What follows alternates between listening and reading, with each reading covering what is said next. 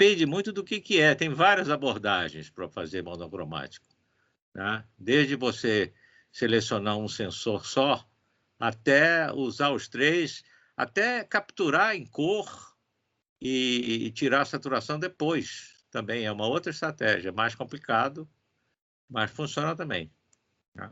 Depende muito do que você está fazendo. Você tá sem microfone, Afonso. Você está fechado. Não, desculpe, é porque a gravação do encontro foi iniciada só agora. Eu queria te Certo. perguntar de novo, nós estamos falando sobre a importância das estratégias diferentes estratégias de abordar a cinematografia monocromática. Não é só gravar em cores e clicar um botão e virar preto e branco, né? Você vai falar sobre Não. os filtros, tudo, né? Eu vou falar de todas as aproximações possíveis, né? Inclusive de você já capturar monocromático, que é uma opção também. Pois é. Você pode tirar a saturação, zerar a saturação da câmera, né?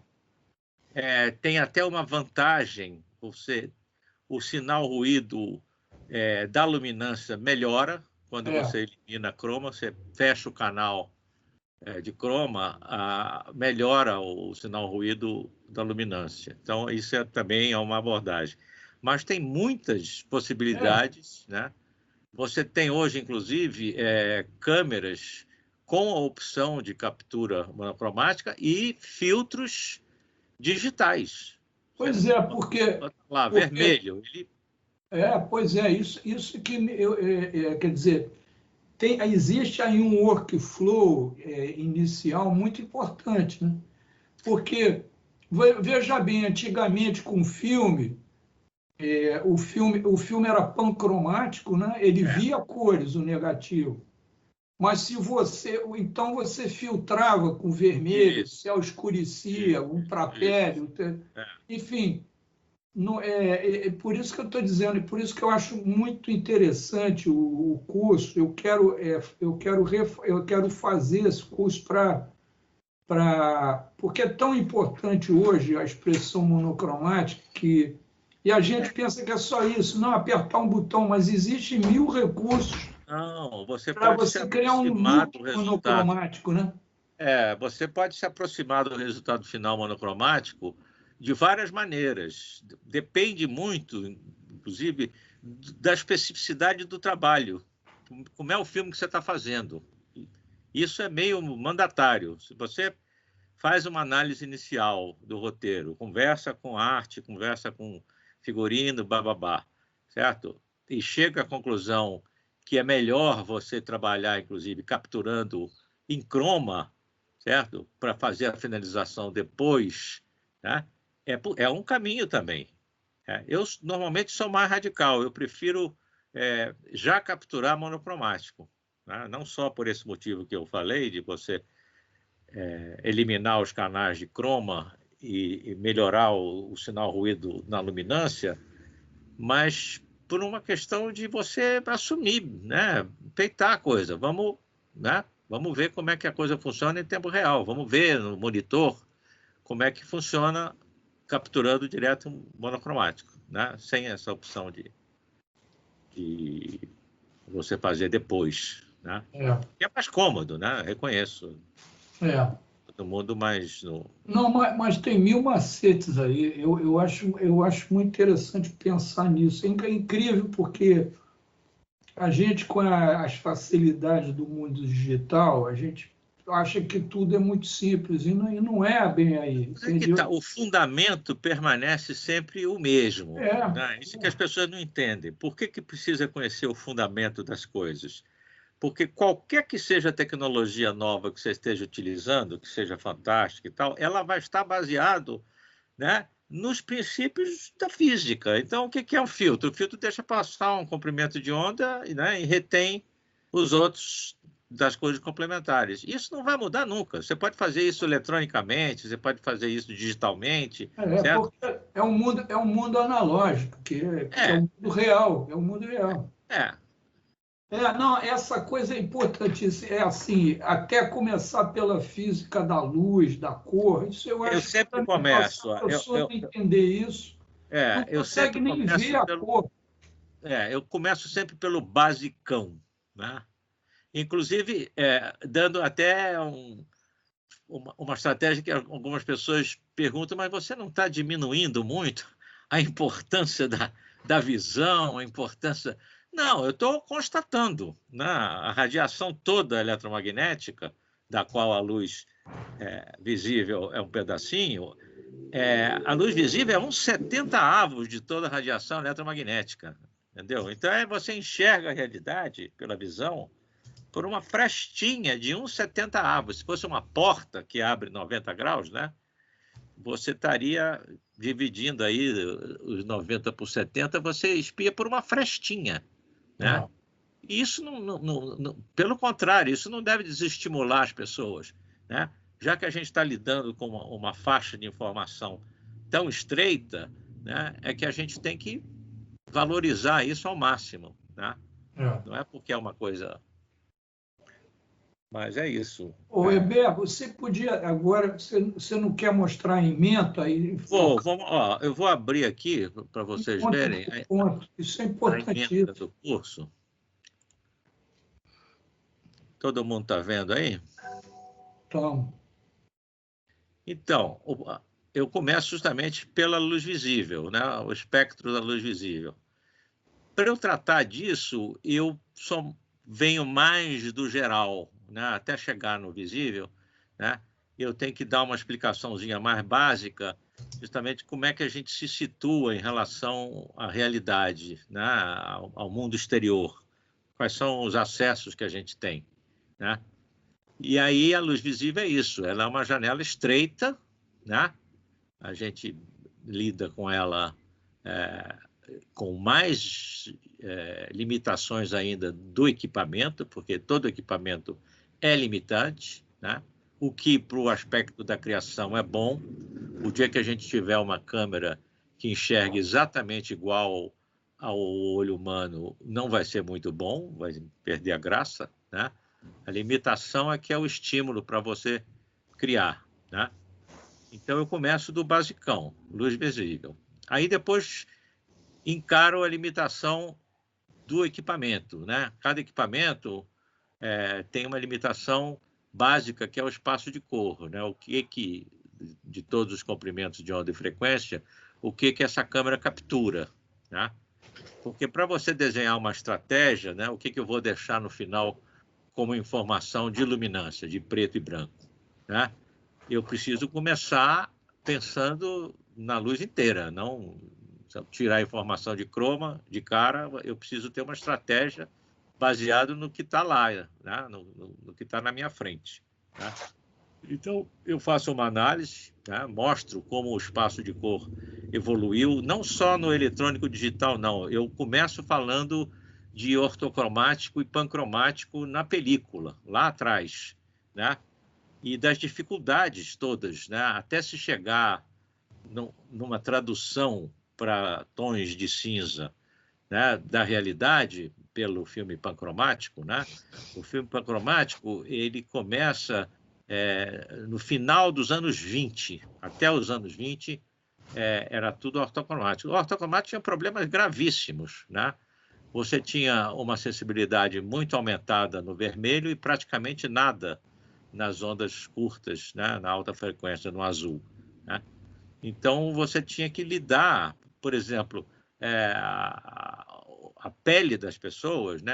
A maquiagem para permitir uma captura da pele mais naturalística, era uma complicação. A pessoa, quando você via, né, a pessoa maquiada fora do set, você falava, que é isso? Parecia kabuki, parecia teatro no japonês, né?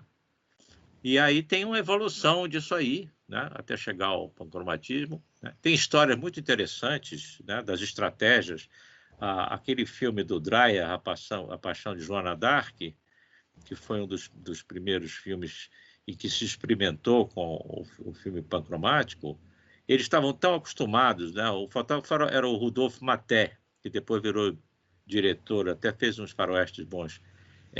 O Maté, ele fez construiu uma paleta de cor para pintar os cenários, que aquilo tudo era cenário, né? O filme era uma reconstituição de época, de Idade Média. Ele fez uma pesquisa e chegou à conclusão que, mesmo com o pancromatismo, se ele trabalhasse nos cenários com uma cor de zarcão, né, um laranja avermelhado, ele ia ter o cinza médio que ele queria para o cenário, né? Então era uma coisa surrealista. A impressão de quem chegava no cenário, tudo pintado de laranja, cor de zarcão, era muito esquisito. Mas aí que está, ele estava pensando no resultado final no preto e branco, né? Então eu trato até de uma forma histórica, conto alguns casos a respeito das estratégias que você tinha para aproximar das limitações da sensibilidade cromática dos filmes da época, preto e branco, né? Aí eu faço uma comparação aqui no item 5 entre a sensibilidade cromática, né, da visão humana, do nosso olho, e de todos os suportes existentes, mostrando que, por exemplo, o espaço de cor 2020, né, que é do 4K, ele praticamente cobre, né, aquele gráfico da ferradura, que é o que a gente enxerga em termos de frequência, de comprimento de onda e frequência, ele quase que cobre tudo, né? Mas sempre tem aquelas zonas das pontas embaixo, né, do vermelho e do azul, que ainda são problemáticos. Ali não está tudo coberto, né? Como a nossa sensibilidade é muito aumentada no meio do espectro, no verde, né? A gente enxerga muito bem no verde, a gente... então está tudo bem, ali o básico está resguardado. Mas você sempre vai ter uma estratégia, né? Porque é isso, não existe uma transparência total dos meios na captação. Você não pega tudo que existe, né? E é bom, eu valorizo muito, eu acho que o desafio da FIA, né, é justamente você enfrentar as limitações. É aí que te estimula, né? Você é estimulado mesmo pelo aquilo que você não consegue fazer de imediato, não consegue fazer de uma forma fácil, que você precisa criar uma estratégia para se aproximar, né? Então, eu faço uma comparação da nossa sensibilidade cromática com os suportes, né? E aí eu entro na questão da representação da informação no domínio do digital, que é uma questão determinante, né? Essa coisa de mas faz tanta diferença assim você capturar com uma câmera em 8 bits, ou em 10, ou em 12 bits, faz toda a diferença, né? A gente nunca deve se esquecer que a informação digital ela é exponencial, né? Então, se você está trabalhando com 8 bits, você tem 2 elevado à oitava potência de níveis, né, de RGB ou de luminância. Então, você tem 256, 2 elevado à oitava potência, 256. Quando você passa para 10 bits, né, você vai para 1024. Então, a diferença não é que dobrou, nem triplicou. É muito mais do que isso, tá? Então, não adianta só você ter um jogo de objetivos maravilhoso, você ter uma aproximação estética do filme interessante e tal, se você vai codificar essa informação toda, né, no universo, transformar tudo isso em bits, e não tem um espaço, né, grande, né, você não está com uma representação grande, não adianta nada. Então, essa coisa fala-se muito atualmente na captação com o telefone celular e tal, mas você sempre tem uma limitação aí. Não, o sensor é muito bom, a ótica já é boa, certo? A limitação está na hora que digitaliza a informação. Se você digitaliza isso em 8 bits, você vai estar sempre jogando coisa fora, fundindo, fazendo, né, um bolinho da informação. Então, é importante, né, quando você vai capturar, trabalhar com um espaço digital grande, né? Uma profundidade de bit, como se chama, né? Bit depth. É importante você trabalhar, mesmo que você não vá usar tudo, tá? Mesmo que você vai descartar na finalização, vai, sei lá, apertar o contraste, né? Levantar a sua curva de gama para ter o efeito desejado, é bom você ter o que jogar fora, né? É a teoria do funil. Você sempre deve começar com muita informação, né? Para chegar no final naquela selecionada que te interessa para contar aquela história. Então, eu dou muita importância a isso. Então, ter uma profundidade de bit grande, trabalhar de preferência com 12, 14 bits é importante. Depois eu explico a curva de resposta da câmera à luz, né? E eu faço algumas considerações bastante gerais, genéricas, sobre a questão da ótica, né? Porque como é um funil, se você tem uma câmera com um sensor espetacular, capturando em 14 bits e tal, mas a sua ótica é meia boca, não é uma ótica boa, não adianta nada, porque a boca do funil, o primeiro estágio, o primeiro momento que você perde função de transferência de modulação, né? Você perde contraste e aí perde resolução espacial, é na objetiva. Tá? Então, embora eu não vá tratar em profundidade da questão da ótica, eu deixo muito claro isso. A primeira escolha, o que vai determinar toda a cadeia de produção é você ter uma ótica boa. Né? E aí que está, a ótica boa não é ter uma resolução alta, um contraste alto. Depende da história que você está contando. Né? Você, às vezes, vai fazer uma coisa mais romântica tal, você deixa aquelas ice de lado ali, aquelas lights de lado, e vai para um Taylor Hobson mais suave, né? Você está procurando aquilo ali, né? Então tem uma relação grande entre o mood do filme, né? Entre a intenção da história que você está contando e a qualidade da ótica. Não existe um padrão absoluto de ótica, né? Senão não teria espaço para ninguém além da lights e das ice. E tem espaço até, hoje você tem a ótica japonesa aí, né? Canon, Nikkor, que é muito boa. Eu tenho um jogo de Nikkor até hoje, né? Um jogo grande, são 8 objetivas, que eu não dispenso. Eu tenho anel para adaptar para tudo, porque tem horas que eu disse, não, eu quero aquela 55 macro Nikkor, né?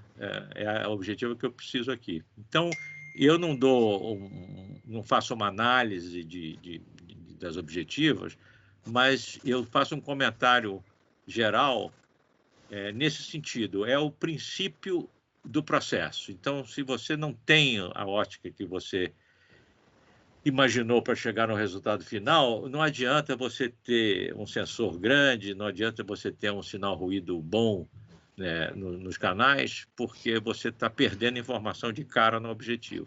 Tá? Então, aí eu explico a resposta, né, do sistema todo, né, objetiva, sensor, processamento, à luz, né, que é sempre uma curva, né, onde o eixo horizontal é a quantidade de luz e o vertical é a voltagem que sai do sensor, né? Para entender, eu acho que o entendimento da cinematografia por gráficos é sensacional. Isso aí, eu acho que depois que você consegue passar essa noção para as pessoas, né, que tudo, quando está expresso num gráfico, ele amplia para a pessoa as possibilidades. Você vê uma informação redigida numa frase e vê aquela mesma informação expressa graficamente numa imagem, ela tem muito mais poder de extrapolação, né? O gráfico, a expressão gráfica, permite você imaginar outras circunstâncias que enunciado escrito, verbal, não consegue. Então, eu dou muita ênfase nessa coisa da curva de resposta à luz, porque é daí que você vai conseguir julgar, né? Você vê a curva de resposta de um sensor, de um conjunto de objetiva, sensor, processamento, você entende, né, as limitações, você entende o que aquele equipamento faz. O que está entre a cena e o sensor é objetivo, é a ótica, né? Eu não botei nem a palavra aqui para não... Né? Mas não é só a ótica, são os filtros, né? É tudo aquilo que subtrai a informação, porque acrescenta informação, né? Infelizmente, a gente vive num universo entrópico. A informação está sempre se perdendo, né? A cada etapa, a cada intervenção que é feita na captura, você perde informação, não tem como, né? Então, o que você faz como cinematógrafo é criar uma estratégia para perder aonde você acha que pode perder, para resguardar aquela informação que você acha fundamental. É um jogo de perda, né? Ninguém ganha tudo, né? Você nunca vai ter aquilo que seus olhos estão vendo, nem aquilo que a sua mente está imaginando, né? Você sempre vai ter perdas, então você tem que ser um administrador dessas perdas. Você tem que saber aonde você pode, né, criar uma estratégia mesmo, tá? Aí eu dou uma ênfase grande na filtragem, tá? Inclusive com algumas coisas que estão no horizonte e não estão ainda em uso na cinematografia, mas que já estão nos laboratórios, né? Eles têm um tipo de filtro hoje como uma propriedade de elétrica que elimina realmente todos os comprimentos de onda, e você escolhe essa faixa que você quer eliminar e só deixa passar, e não é uma coisa ótica, é um efeito dielétrico, é muito interessante. Há uma previsão que isso chegue aí à cinematografia em mais uns 2 anos por aí, a gente já vai ter esse equipamento, porque é muito preciso, uma coisa que você seleciona um pedacinho do espectro que você quer captar, e ele elimina, e você pode fazer composições, você pode ter 2, 3 desses, ainda chama filtros, né? Não tem outro nome para dar. Você seleciona mais de um filtro desse, então você começa com o espectro maior, né? Pegando uma gama de comprimentos de onda maior, e depois no segundo você tira mais informação. Então é bem interessante. E no final eu me concentro, e isso aí talvez seja mais do que um módulo, né? Essa distribuição uniforme aqui do tempo, esses 10 módulos, né? Talvez não, na realidade não seja tão exato assim. Talvez esse construindo looks seja, sei lá, uma sessão e meia, ou até 2 sessões, né? Vai depender de como é que eu vou administrar esses outros itens.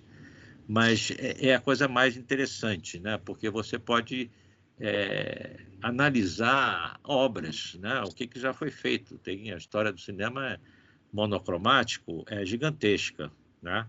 Comparado, eu acho que até hoje, se você fizer um cálculo numérico, você vai estar pau a pau. O número de obras captadas em cor e monocromáticas deve estar ainda empatado, né? E você tem momentos fantásticos, né? Porque Potter merda, né? Essas coisas só acontecem às 6 da tarde, às 5 da tarde.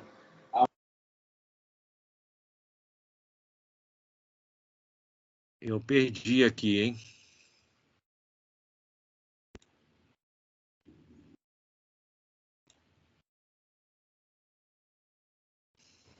Eu acho que o César está com o microfone aberto, sem querer. É isso. Espera um instantinho só. Tá. Obrigado, Adriana. Continua. Eu vou sair aqui, ó.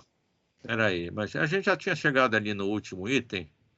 Eu vou tirar aqui o conteúdo. Mas eu queria te fazer uma pergunta aqui, até um bate-papo sobre isso. Essa teoria do funil aí que você falou. Isso é uma discussão, isso é uma coisa dialética que a gente faz entre as pessoas. Eu estou lidando com o ACES, né? Que é esse workflow e tal. E tem uma coisa interessante no ACES, que é o seguinte, é o container, né? Quer dizer, o o arquivo com que você vai fazer a correção de cor. Certo. Porque se, por um lado, você tem toda a razão, você vai perdendo informação, quer dizer, você perde informação analógica depois, porque o digital é um filtro. Você só pega aquilo que está programado, não vão entrar... Porque no filme ficaram gravadas informações ultravioletas, infravermelhas. Que você nem usa. Você nem usa, mas está dentro do negativo, que é analógico. No digital, não, porque aquilo ali, o digital é um filtro em si. É um filtro, exatamente.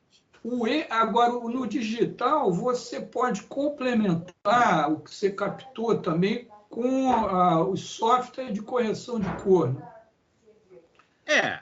Você tem possibilidade de manipular essa informação inicial, né? Abrindo ela, inclusive. Essa estratégia de você transformar tudo em 16 bits linear é uma sacada. Né? É uma sacada, inclusive, o seguinte, que propiciou o HDR, porque o HDR, exatamente, só foi possível graças a isso. Porque o HDR é uma mentira. A câmera tem 15 stop, você transforma em 21.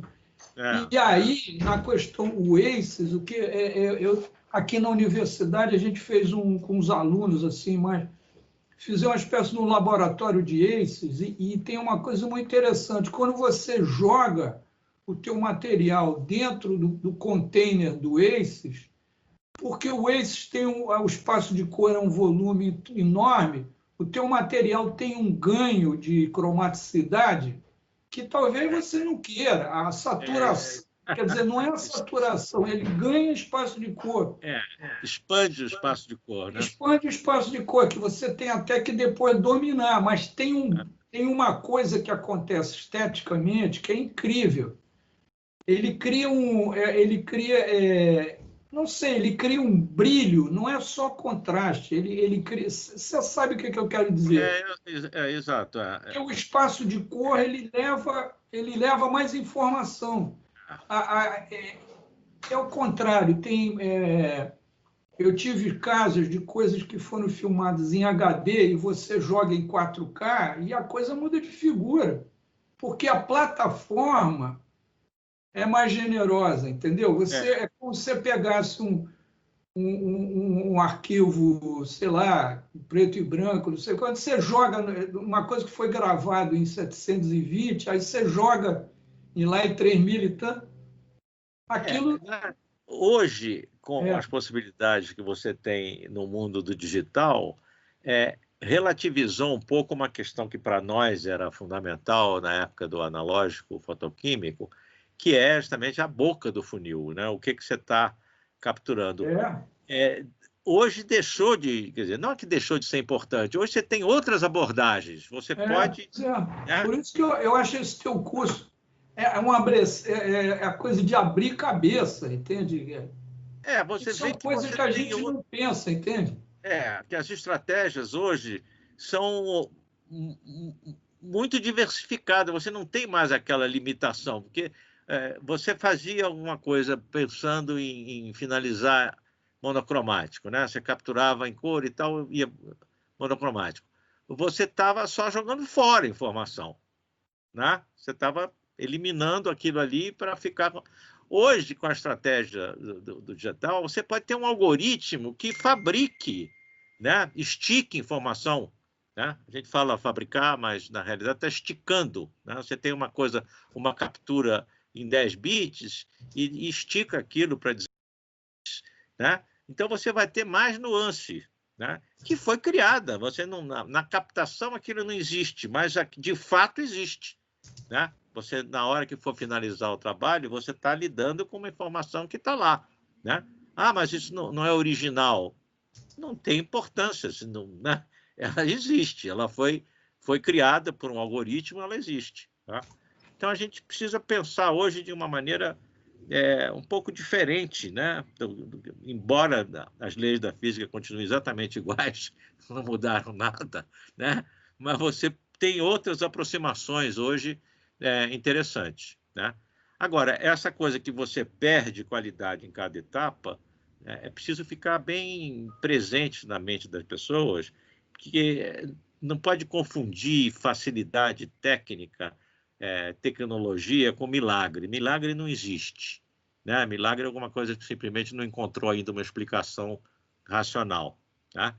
Então, depois eu me lembro, houve uma época, uma das mudanças dentro da cinematografia eletrônica foi quando passou de Umatic para Beta.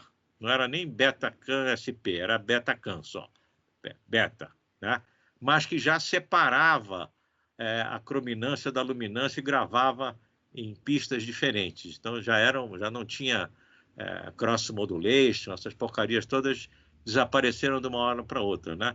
E tinha gente que acreditava piamente que não, eu capturo, eu tenho um equipamento Matic aqui muito bom e tal, depois eu passo isso para beta e edito em beta. Eu falei, cara, mas não tem milagre, você não vai acrescentar nada a mais na informação que você tem.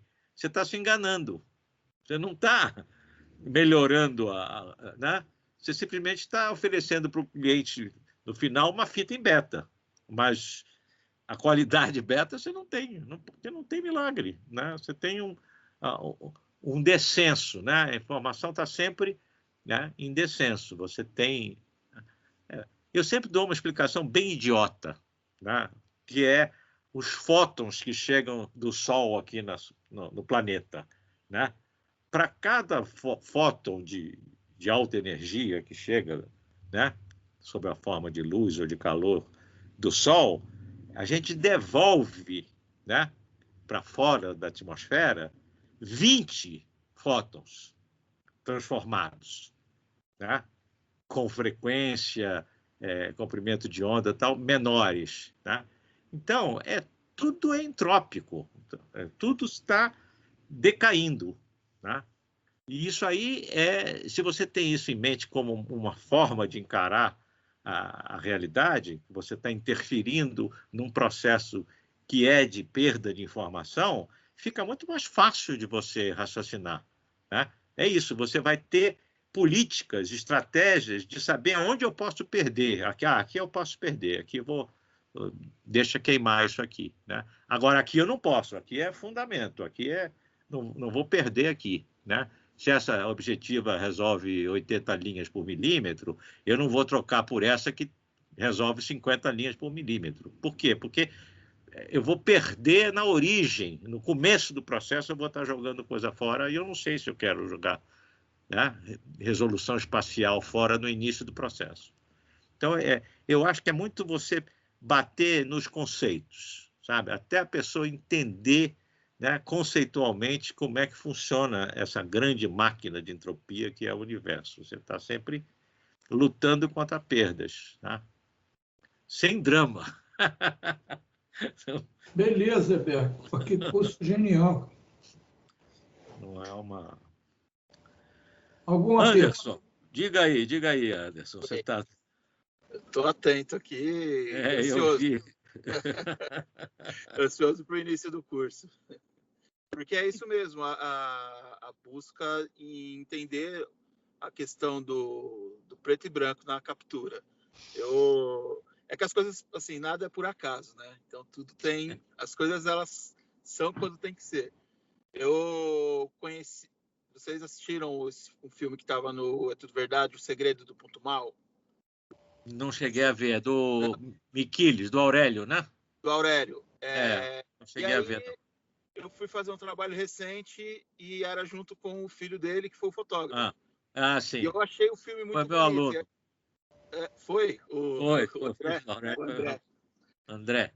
Isso. E aí a gente conversou bastante, tudo, e eu sempre tive essa curiosidade em entender a captação, o processo do preto e branco, porque eu não vivenciei isso. Eu tive contato... Para você é história.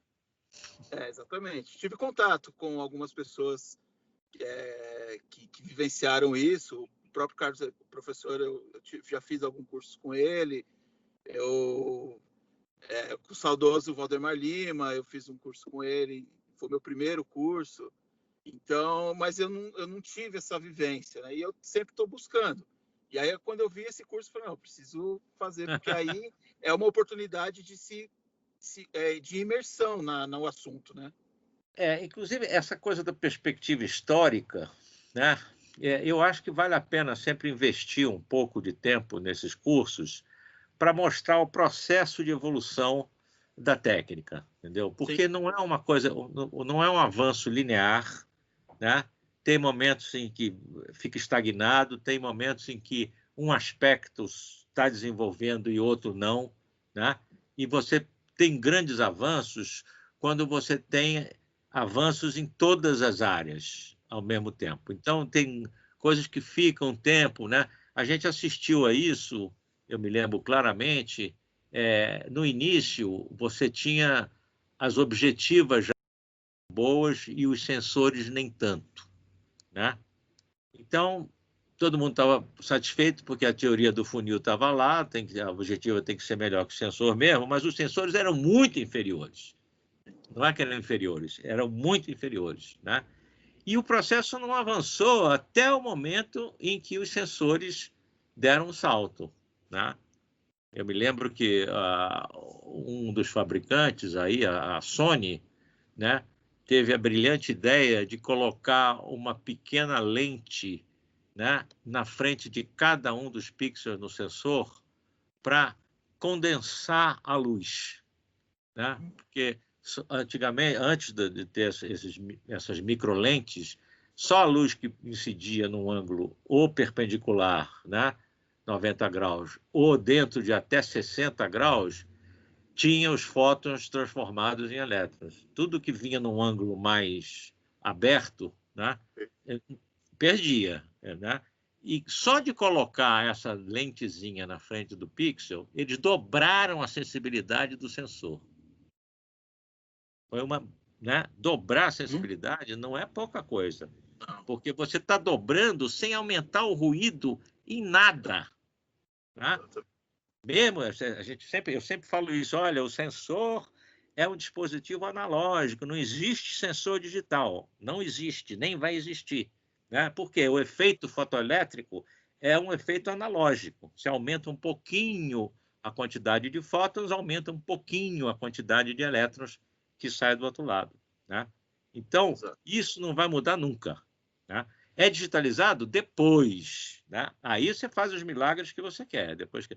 Mas essa informação inicial, né?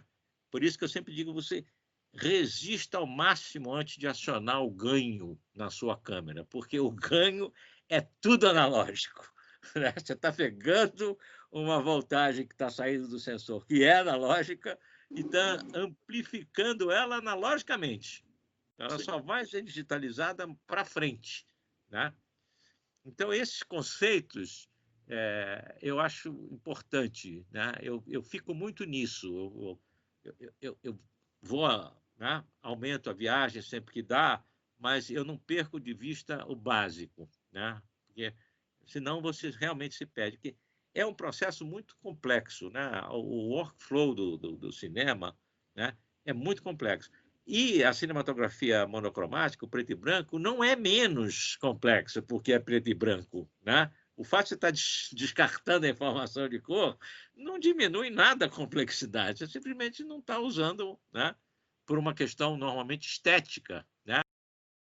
O custo é igual. Você captar a cores, né, e chegar no final do processo a cores, chegar em preto e branco, monocromático, é a mesma coisa, né? Não vai ficar mais barato um centavo, né?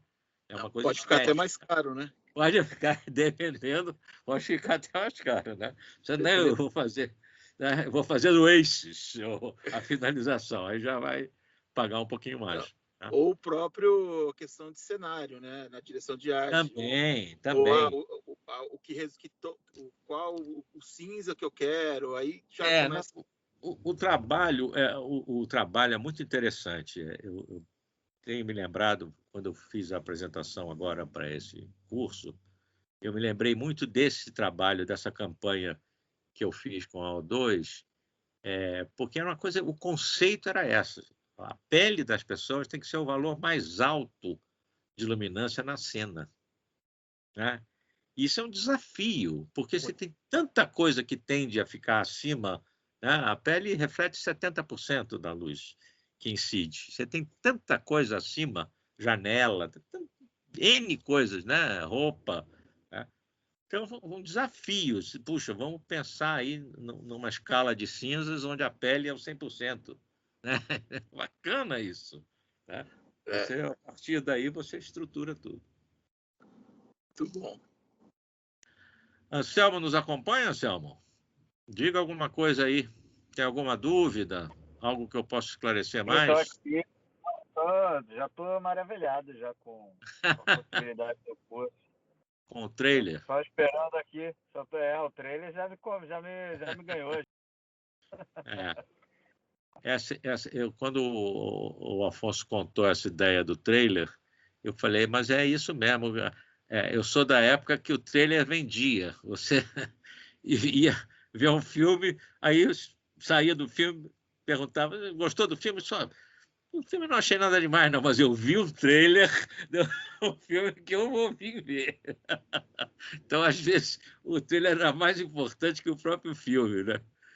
Com certeza. E hoje em dia, o que o Anderson falou sobre realmente, eu também sou da mesma faixa etária que ele, que a gente vivenciou já a cor, né? Exato. Polo. E sempre houve esse interesse de conhecer o monocromático, né? De dominar o monocromático, entendeu? Eu já tive uma experiência já, mas assim, um curtinho, bem pouquinho, né? Não dá nem para dizer que foi um processo imersivo, né? Mas é muito interessante. O que você estava falando também, do comentário do Afonso, é que apesar da chancela da ABC, a quantidade de que somos bombardeados todo dia com cursos, experimentos, tal, o tempo inteiro, esse trailerzinho aí é para vender para todo mundo.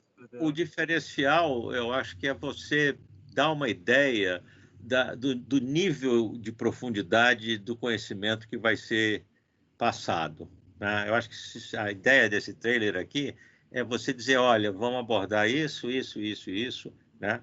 Com tais e tais consequências no processo, porque senão é muito difícil você, né? Como é que você vai convencer uma pessoa que, a não ser que você coincide, você está com um projeto na cabeça, você foi para fotografar uma coisa em preto e branco, e aí você cai esse curso no seu colo, você, bom, né? Não precisa ter trailer nenhum, você lê a ementa, vê o que vai ser dado, já está bom, né? Mas para quem não tem um apelo imediato, para quem não tem nenhum projeto e tal, é importante você fazer isso, dar uma ideia, né? Mostrar cada tópico, mostrar como é que as coisas se encadeiam, como é que cada tópico junta no outro, né? É bom. Né? Eu gosto também porque me esclarece as ideias. O trailer serve para você melhorar o roteiro do filme. Se eu apresento o trailer. O melhor ainda é se ele fosse presencial, né? Seria melhor ainda pela prática, sabe? A parte prática faz falta, faz muita falta. Mas um outro porém é que foi muito bom essas aberturas dos cursos online, porque no Rio de Janeiro, eu sou de São Paulo, tem uma certa dificuldade, né? De ir até, né? E aí com esses novos adventos aí, isso também é uma facilidade. Então, assim, tudo se perde um pouco, né? Como já foi dito. É uma outra abordagem, né? Eu sinto falta do SET nos cursos. Sinto falta. E como sempre tive esse apoio aí da Quanta e da Canon, né? Tinha facilidade de ter todos os equipamentos que eu imaginava no SET do curso, era muito bom. Era uma coisa que, né? Eu me lembro até uma vez um comentário, né? Puxa, um aluno falou, puxa, sair desse curso aqui vai ser difícil pegar um SET normal, porque aqui tem tudo. Você tem aí a Canon entregava todas as lentes que eles tinham para iOS, eles colocavam. Tinha até lente que você nem usava, então, teleobjetiva dentro do estúdio, então, você nem usava, mas estava lá, você mostrava, só aqui, 300 milímetros e tal. Não tinha. Mas é o que temos agora, né? Por outro lado, essa parte da teoria, ela até, não vou dizer que ganha, mas ela focaliza mais quando você está sem ter nenhum recurso de colocar as mãos, né? De hands-on, até ganha, porque você fica no conceito ali, né? Eu procuro sempre fazer apresentações bem didáticas, né? Procuro, o mais difícil não é nem encontrar as ilustrações, não. O mais difícil é você descobrir o encadeamento das informações. Às vezes, isso eu estou sempre mudando, inclusive, né? Hoje, mais tarde, eu vou dar mais uma aula do Olhar, Ver, Gravar, e hoje de manhã eu estava olhando a apresentação para ver o ponto que eu tinha parado e tal. E aí eu mudei uma coisa assim, não é um detalhe, não mudei a ordem de um slide e tal, eu mudei a ordem de um bloco de informação, né? Por quê? Porque é isso, é um processo dinâmico, você está, né? E ensinar é muito isso, é muito você dialogar, ensinar é dialogar, né? O professor que não aprende ensinando, ele não está ensinando direito. É alguma coisa errada no processo. Se você não está aprendendo, é porque tem alguma coisa errada no processo, né? Exato. Então, eu estou sempre revendo as apresentações, buscando o feedback dos alunos, né? Ver o que você está achando, tal. É bom. É isso, gente. Daqui a pouco... Qual que é o início a data início? Eu não me peguei. A data inicial está aqui, ó, vou te dizer.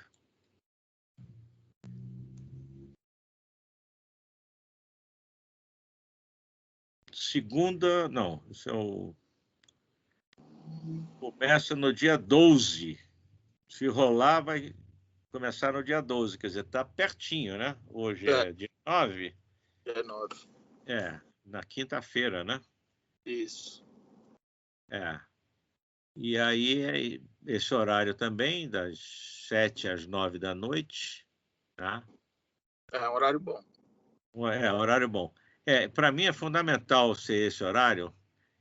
Eu sou uma pessoa que, depois do almoço, eu não sirvo para nada. É um horror para mim. Só se eu jejuar, der uma de faquir, e senão não funciona. Senão eu preciso estar... E esse horário do início da noite é muito bom, né? Eu até transfiro o jantar, o lanche, para depois, né? Para não atrapalhar mesmo, que esse negócio de estômago cheio não combina. Com da aula não combina, né? Eu me lembro que depois do recreio, quando eu estava no ginásio, eu tinha uma aula de matemática, de trigonometria, depois do recreio. E aí eu comia no recreio, lanchava e tal. E eu sonhava, né? Eu só não roncava, mas eu sonhava, misturava a trigonometria com outras coisas, porque eu estava dormindo mesmo. Então, esse horário aí é bom, funciona bem. Tá ótimo, eu vou finalizando aqui, eu já vou fazer a minha inscrição e espero que dê tudo certo. Tá ótimo. Se a gente tiver pelo menos 4 ou 5 alunos, a gente já faz. Tá? Ótimo. Vamos torcer aí, fazer um boca a boca para funcionar. Passei para algumas pessoas. Eu também vou buscar fazer a inscrição hoje. Tá? Ótimo. Então, tudo indica que quinta-feira a gente está de novo nesse mesmo bate-canal. Não nesse mesmo, mas nesse mesmo bate-canal. Gente, foi ótimo conversar com vocês. É isso, eu sempre melhoro a minha perspectiva e a minha organização dos conteúdos quando converso, né? Você consegue sentir um pouco a direção da coisa. Foi muito bom. Ótimo, eu que agradeço. Grande abraço aí. Anderson. Obrigado, Carlos. Um abraço. Tá Falou, bom? Anselmo, um abraço. Eu, Anderson, Então, um abraço a todos aí. Tomara que até quinta, né? Vamos torcer. Até quinta. Vai. Tchau. A todos. Tchau, tchau.